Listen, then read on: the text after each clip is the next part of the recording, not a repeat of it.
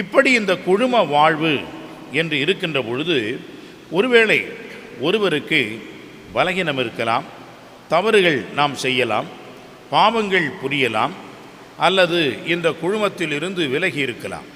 இப்படிப்பட்டவர்களுக்கு அந்த குழுமத்தில் இருக்கின்ற எப்படிப்பட்ட ஒரு பொறுப்பை நாம் ஏற்க வேண்டும் என்பதைத்தான் ஆண்டவர் இன்றைக்கு நற்செய்தியிலே சொல்கிறார். உங்கள் சகோதரர் ஒருவர் பாவம் செய்தவராக இருக்கின்றார் என்று வைத்துக்கொள்ளுங்கள். முதலிலே அதற்கு நாம் பொறுப்பெடுக்க வேண்டும். அந்த பொறுப்பு எனக்கும் உண்டு என்ற தனி மனிதனாக ஒவ்வொருவரும் உணர வேண்டும். இது ரொம்ப முக்கியம். இது உணர்ந்தால்தான் அன்புக்குரியவர்களே நாம் அடுத்த ஒரு கட்டத்திற்கு செல்ல முடியும். சகோதரத்துவம் என்பதை நாம் வாழ முடியும். இதைத்தான் முதல் கிறிஸ்துவ அந்த சமூகம் செய்தார்கள். என்ன செய்தார்கள்? இருப்பவன் இல்லாதவன் என்ற ஒரு நிலை இல்லாமல் ஒருவர் ஒருவரோடு உறவோடு அவர்கள் இருந்தார்கள் என்று நாம் பார்க்கின்றோம். எனவே ஒரு சமூகத்திலே ஒரு குறை இருக்கிறது அல்லது ஒரு குற்றம் புரிகின்ற ஒரு மனிதர் இருக்கின்றார் என்று சொன்னால் அந்த சமூகத்தில் அந்த குழுவில் இருக்கக்கூடிய ஒவ்வொருவருக்கும் அந்த பொறுப்பு இருக்கிறது என்பதை உணர்ந்து நாம் அதை திருத்த வேண்டும். இது சாத்தியமா?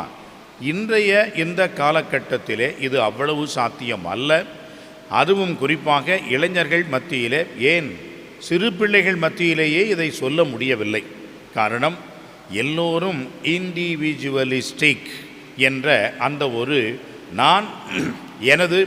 நான் செய்வது சரி, எனக்கு அது சரியாக தோன்றுகிறது என்று இது போன்ற ஒரு தனித்துவம் அல்ல, தனி மனிதன் என்பதை மட்டுமே நினைத்து கொண்டிருந்தால் இந்த சமூக வாழ்வு, கூட்டு வாழ்வு என்பது பாதிக்கப்படும்.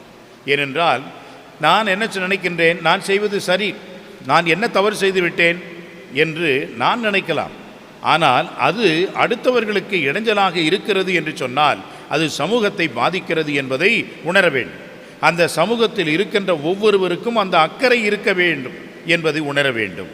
இன்றைக்கு பெற்றோர்கள் கூட பிள்ளைகளை திருத்த முடிவதில்லை, அவர்களுக்கு நல்வழி காட்ட முடிவதில்லை. அவன் ஏதாவது போய் போய்க்குவானோன்னு சொல்லிட்டு அப்பா அம்மாவை பயப்படுறாங்க. அப்படின்னா அதுக்கு மேலே ஆசிரியர்கள் என்ன செய்ய முடியும்? குருக்கள் என்ன செய்ய முடியும்? பெரியவர்கள் என்ன செய்ய முடியும்? எல்லாம் இன்றைக்கு தலைகீழாக மாறியிருக்கிறது.